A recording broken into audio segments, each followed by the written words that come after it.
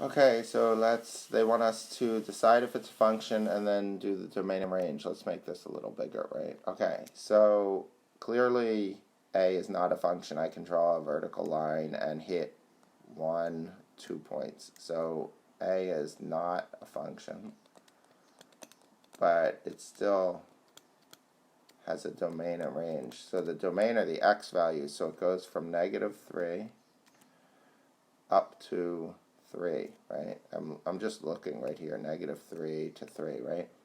So x is greater than or equal to -3, less than or equal to 3.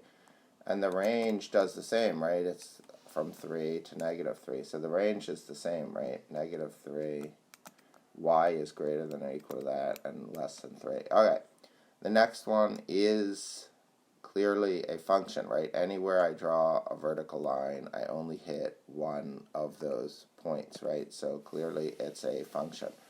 So yes, it is a function. And then the domain, again, all the x values. Right here is the leftmost, and right here is the rightmost. 1, 2. This is not going to -3. It looks like it's lined up right here, right, at -2. So it goes from -2 to 3. And then the range, the height is right here, right? Right there. Oops. That's the height, which is at 2, right? So 2.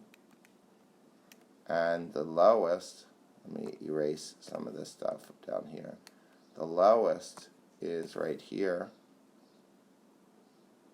at -2, right? So -2.